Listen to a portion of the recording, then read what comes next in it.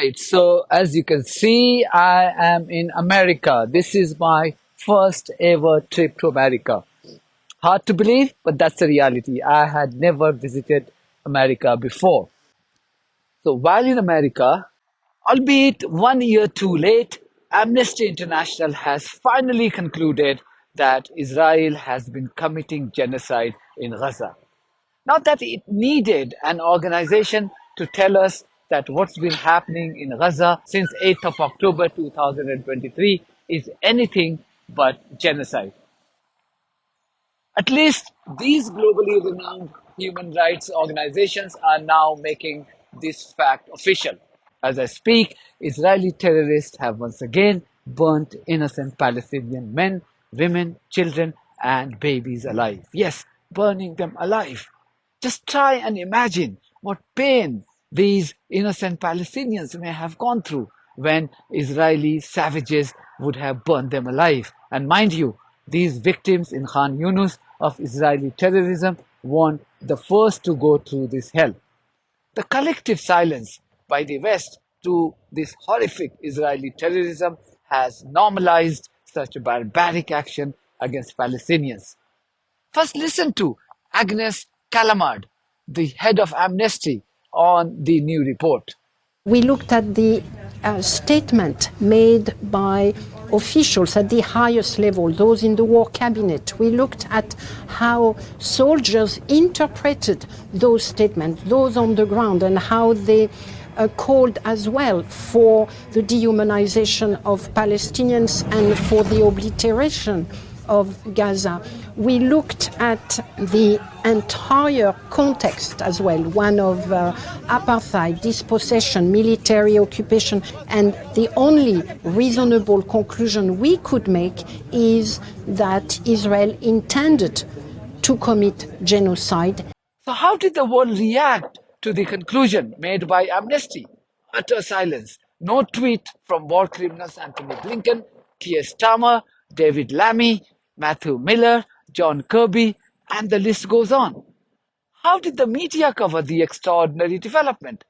New York Times headline read, Amnesty International accuses Israel of genocide in Gaza. The headline by CNN read, Amnesty International says there is sufficient evidence to accuse Israel of genocide in Gaza. Whilst the BBC, the media outlet, the British media outlet funded by your tax money, my tax money called license fee, decided to not report on Amnesty report at all for almost 24 hours. Yes, I'm not making this up. An organization which employs close to 20,000 journalists world over did not have a reporter who could simply reproduce and publish the report made available by Amnesty.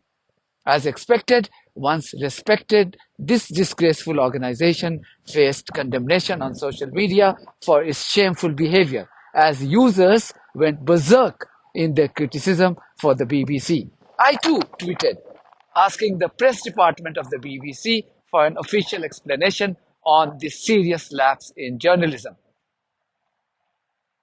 I didn't get any response, but what happened that within an hour of my tweet, the BBC finally published a report on its website.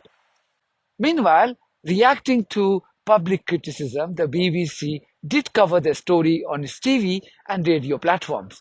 But on TV, it chose to lead with Israeli reaction, saying that the apartheid regime of Israel had rejected the Amnesty's fabricated claims. Yes, this is what the BBC used, fabricated claims.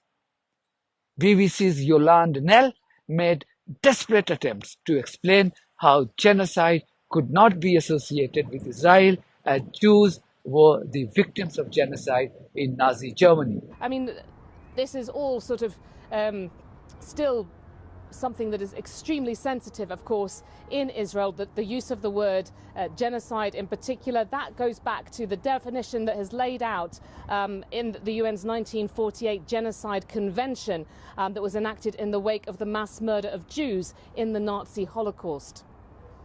There's nothing new to the BBC's aversion to portray Israel in a poor light. Here is a short video clip from BBC Hard Talk program broadcast last year, long before 7th of October attacks, when Stephen Sacker objected to Amnesty calling Israel an apartheid state. One more question on impartiality in terms of a different part of the world and a different conflict.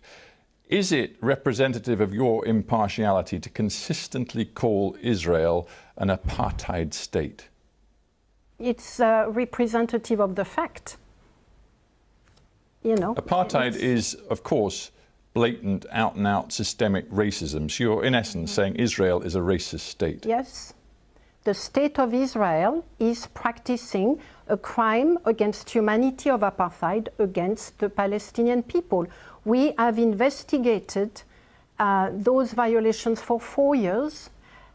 We've produced this report in February 20 last year on apartheid, calling on the state of Israel to dismantle not to be fair, not it. just one report, many reports accuse Israel of systemic apartheid in everything from the operation of its security forces in the occupied territories to its more recent use of surveillance technologies. Yeah. You characterize it consistently as apartheid. This chap, Stephen Sacker, claiming to be a journalist, still wondered if Israel was indeed discriminating against Palestinians.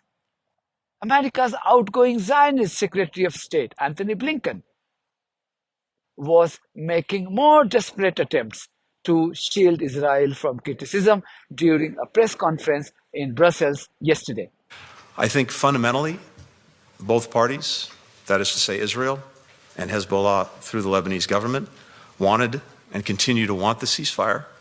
The interest that Israel has in making sure that its people can return home to the north, where some 70,000 have been forced to flee their homes since Hezbollah has been lobbing rockets and missiles into Israel virtually every day since October 7th, is real.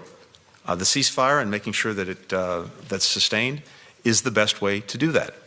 I think Israelis recognize as well, from their history, from their experience, 18 years of an occupation of southern Lebanon that ended in 2000, a war in 2006 where they went deeper and stayed longer and suffered losses as a consequence. I think they are very mindful that the best way to having enduring security is through what we've established, a ceasefire, but we have to make sure that it's upheld, and we are determined to do that. France is determined to do that. And I'm not going to speculate about what's going to happen in the future. I can only talk about the clear interests of the parties. And Israel's interest in making sure that the terms of the ceasefire are fully implemented by Hezbollah, and that includes moving Hezbollah back to the north. It includes making sure the Lebanese armed forces are effectively deployed in the south along the border, that they have the authorities, as they do, to deal with arms that they find, to deal with infrastructure that they find, and that we have an effective mechanism, again, to deal with any alleged violations, and, as necessary, make sure that the ceasefire can be enforced. That's where we are. I am, again, very focused on making sure that we carry forward. Let's see where we are after the initial 60 days.